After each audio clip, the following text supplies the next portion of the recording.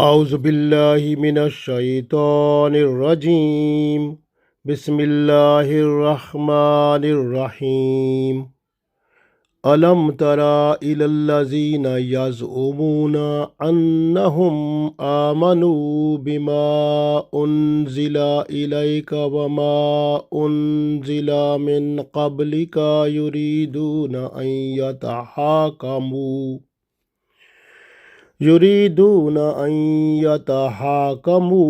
إلى الطاغوت وقد أمروا أن يكفروا به ويريد الشيطان أن يضلهم ضلالا بعيدا۔ عزیز دوستو، السلام علیکم ورحمۃ اللہ وبرکاتہ۔ سورہ نساء آیت نمبر 60 تلاوت کی ہے۔ اس آیت میں اللہ تعالیٰ نے طاغوت کا ذکر کیا ہے۔ طاغوت ہر وہ حاکم ہے جو اللہ کے قانون کی بجائے کسی دوسرے قانون سے فیصلے کرتا ہو، اور منافق جو ہیں وہ ہمیشہ طاغوت کے پاس جانا ہی قبول کرتے ہیں اپنے فیصلے کرانے کے لیے، کیونکہ اسلام میں حقیقت اور سچائی ہوتی ہے اور انصاف ہوتا ہے، اور انصاف سے وہ ڈرتے ہیں۔ آج کل جمہوریت بھی طاغوت ہے، مارشل لا جو ہوتا ہے وہ بھی طاغوت ہے، سوشلزم بھی طاغوت ہے۔ اسلام صرف ایک واحد سہارا ہے جو اللہ کا دین ہے، وہی حق ہے، باقی سب طاغوت ہیں۔ پڑھتے ہیں، ارشاد باری تعالیٰ ہے،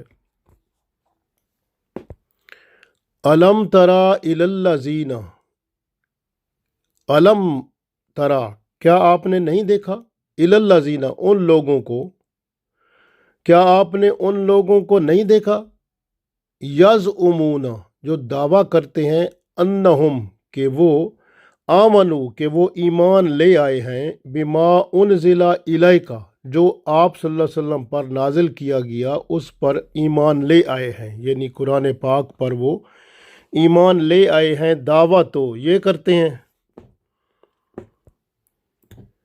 وما انزل من قبلک، اور جو آپ صلی اللہ علیہ وسلم سے پہلے نازل ہوا، یعنی جو کتابیں پہلے نازل ہوئیں ان پر بھی وہ ایمان رکھتے ہیں۔ یریدون ان یتحاکموا، ارادہ ان کا یہ ہوتا ہے کہ اپنے فیصلے کرائیں، الی الطاغوت، طاغوت کے پاس سے، یعنی وہ طاغوت کے پاس اپنا مقدمہ لے کر فیصلہ کرانے جائیں، یہ ان کا ارادہ ہوتا ہے۔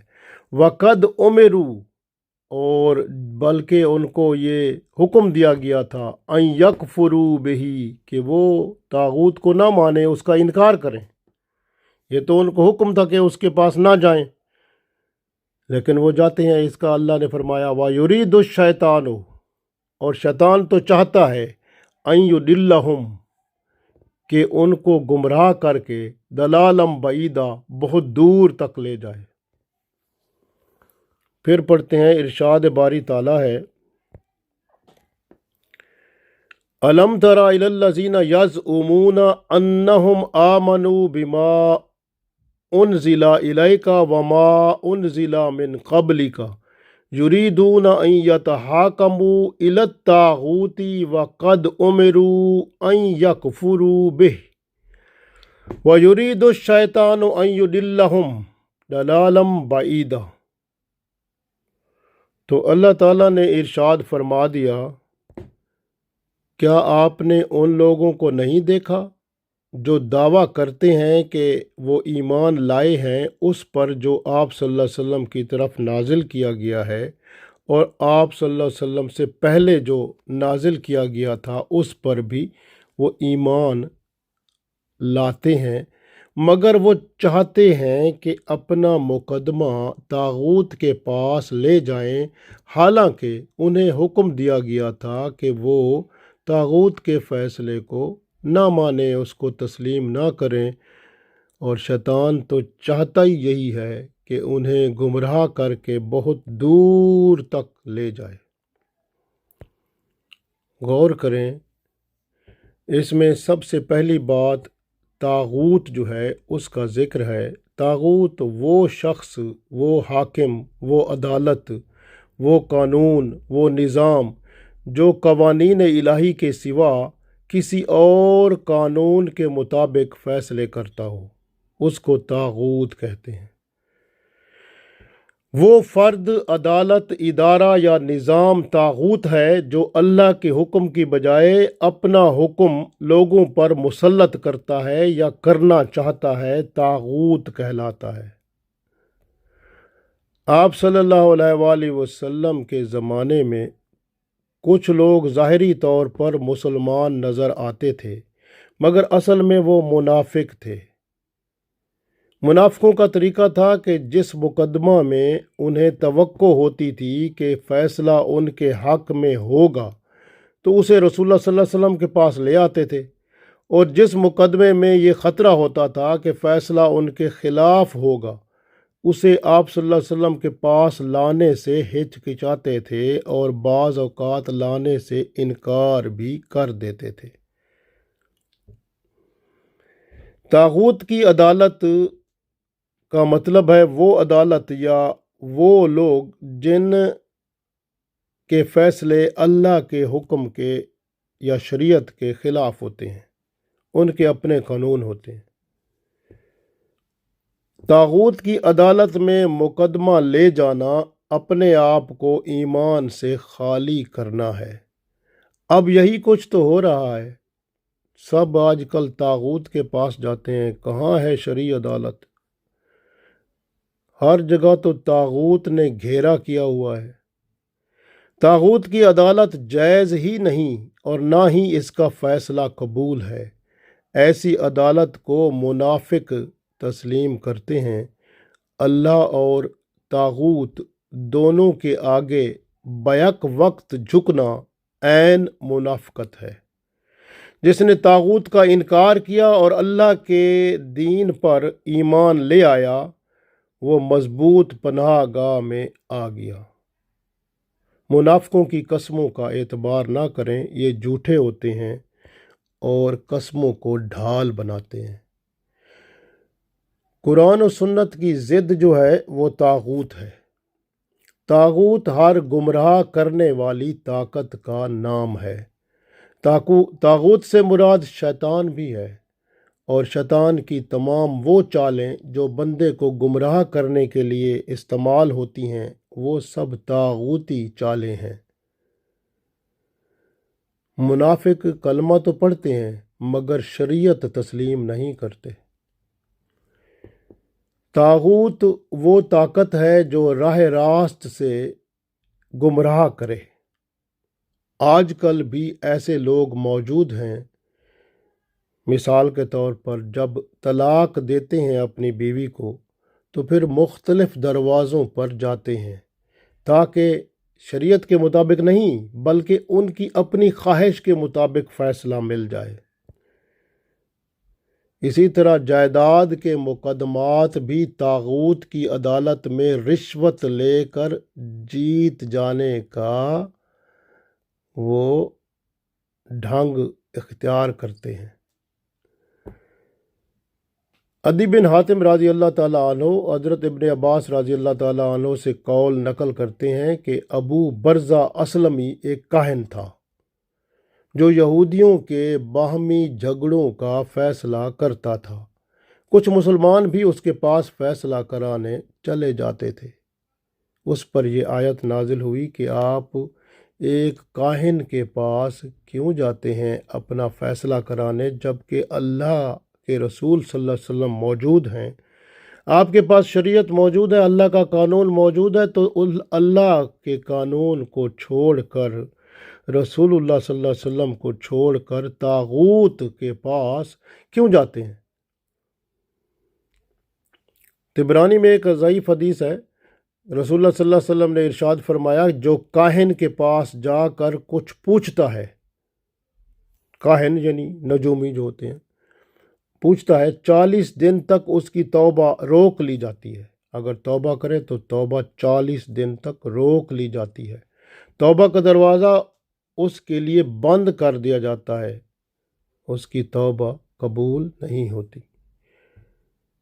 ایک حدیث میں ہے، مسند احمد میں ابو ہریرہ رضی اللہ تعالیٰ عنہ سے روایت ہے کہ جس نے کاہن کے پاس جا کر اس کے بیان کی تصدیق کی یا حیض کی حالت میں عورت سے قربت کی یا عورت سے لواطت کی، وہ اس حکم سے الگ ہو گیا جو محمد صلی اللہ علیہ وسلم پر نازل کیا گیا ہے، یعنی اس کا قرآن پاک سے تعلق نہ رہا۔ غور کریں۔ اور کچھ لوگ جو ہیں وہ کیا کرتے تھے، رسول اللہ صلی اللہ علیہ وسلم کے زمانے میں جب ان کے مقدمات فیصلے کے لیے لائے جاتے تو کوشش کرتے تھے کہ اپنے مقدمے وہ کعب بن اشرف کے پاس لے جائیں۔ وہ یہودیوں کا سردار تھا، وہ رشوت لے کے بھی کام کر دیتا تھا، تو ان کے فیصلے اس طرح سے وہ چاہتے تھے کہ فیصلے کعب بن اشرف کے پاس لے جائیں، رسول اللہ صلی اللہ علیہ وسلم کے پاس نہ لائیں۔ یہ حالت تھی۔ اور ایک اور روایت ہے کہ ایک منافق ایک یہودی کا جھگڑا ہو گیا، یعنی منافق اور یہودی کا۔ یہودی نے کہا کہ میرے اور تمہارے درمیان ابو القاسم یعنی محمد رسول اللہ صلی اللہ علیہ وسلم فیصلہ کریں گے۔ منافق نے کہا نہیں، کعب بن اشرف فیصلہ کریں گے۔ کعب رشوت خور بھی تھا، یہودی جو تھا وہ یہودی بھی تھا، اور اس فیصلے میں، اس معاملے میں جو منافق اور یہودی کے درمیان تھا، منافق باطل تھا اور یہودی حق پر تھا۔ دونوں رسول اللہ صلی اللہ علیہ وسلم کے پاس آ گئے۔ آپ صلی اللہ علیہ وسلم نے یہودی کے حق میں فیصلہ دیا، منافق کے خلاف فیصلہ ہو گیا۔ منافق اس فیصلے سے راضی نہ ہوا اور اس نے کہا کہ میرے اور تمہارے درمیان اب یہ فیصلہ عمر رضی اللہ تعالیٰ عنہ کریں گے۔ دونوں حضرت عمر رضی اللہ تعالیٰ عنہ کے پاس پہنچ گئے، کیونکہ یہ منافق سمجھتا تھا کہ عمر رضی اللہ تعالیٰ عنہ یہودیوں کے خلاف ہیں تو وہ میرے حق میں فیصلہ کر دیں گے۔ حضرت عمر رضی اللہ تعالیٰ عنہ کے پاس پہنچ گئے تو یہودی نے جو معاملہ تھا سارا بتا دیا کہ رسول اللہ صلی اللہ علیہ وسلم نے یہودی کے حق میں فیصلہ کر دیا ہے۔ حضرت عمر رضی اللہ تعالیٰ عنہ نے منافق سے پوچھا کیا یہ سچ ہے؟ منافق نے کہا ہاں، رسول اللہ صلی اللہ علیہ وسلم نے یہ فیصلہ یہودی کے حق میں کر دیا ہے۔ حضرت عمر رضی اللہ تعالیٰ عنہ نے فرمایا پھر ٹھہرو، انتظار کرو، میں ابھی آتا ہوں۔ گھر تشریف لے گئے اور تلوار لے کر آئے اور منافق کا سر قلم کر دیا۔ منافق کے گھر والوں نے رسول اللہ صلی اللہ علیہ وسلم سے شکایت کی، حضرت عمر رضی اللہ تعالیٰ عنہ کی۔ آپ صلی اللہ علیہ وسلم نے حضرت عمر رضی اللہ تعالیٰ عنہ سے پوری تفصیل معلوم کی۔ حضرت عمر رضی اللہ تعالیٰ عنہ نے فرمایا کہ جو رسول اللہ صلی اللہ علیہ وسلم کا فیصلہ نہیں مانتا اس کے لیے عمر رضی اللہ تعالیٰ عنہ کا یہی فیصلہ ہوا کرتا ہے۔ اور اسی وقت جبرائیل علیہ السلام بھی تشریف لائے، انہوں نے بھی فرمایا کہ عمر فاروق ہے، انہوں نے حق اور باطل کا فرق علیحدہ کر دیا۔ حضرت عمر رضی اللہ تعالیٰ عنہ کا لقب تب سے فاروق ہو گیا۔ آج بھی یہی حال ہے کہ فیصلے جو ہیں وہ شریعت کی بجائے لوگ دوسرے جو قانون ہیں دنیا کے اس کے مطابق کرتے ہیں، شریعت کو ایک طرف رکھا ہوا ہے اور وہ طاغوت کے فیصلے قبول کرتے ہیں، اللہ اور اس کے رسول صلی اللہ علیہ وسلم کے حکم کے خلاف چلتے ہیں، اور شیطان بھی ان کو اسی طرف لگاتا ہے، کیونکہ اللہ نے فرمایا وَيُرِيدُ الشَّيْطَانُ، اور شیطان چاہتا ہے أَن يُضِلَّهُمْ، کہ وہ گمراہ کرے، دلالم بعیدہ، بہت دور تک گمراہی میں لے جائے کہ پھر وہ ایمان ہی ختم ہو جائے بندے کا۔ اس لیے شیطان چاہتا ہی یہی ہے کہ گمراہی میں بہت دور لے جائے تاکہ یہ واپس نہ آئیں ایمان کی طرف اور یہ دوزخ والے بن جائیں اور میرے ساتھ دوزخ میں شامل ہو جائیں، کیونکہ شیطان تو دوزخ میں جائے گا تو وہ کہتا ہے میرا گروہ دوزخ میں جانے والا ذرا بڑھ جائے، زیادہ ہو جائے تو یہ بھی میرے ساتھ ہی چلے جائیں۔ تو اس لیے شیطان ان کو پھر بڑی دور کی گمراہی میں لے جاتا ہے جہاں سے ان کو واپس آنے کا موقع نہیں ملتا۔ اللہ تعالیٰ سے دعا ہے کہ اللہ تعالیٰ ہمیں دین اسلام جو حق ہے، سچ ہے، اس کے مطابق فیصلے کرنے اور کرانے کی توفیق عطا فرمائے اور دین حق پر مکمل طور پر چلا کے اس دنیا میں اور آخرت میں کامیاب فرمائے۔ آمین۔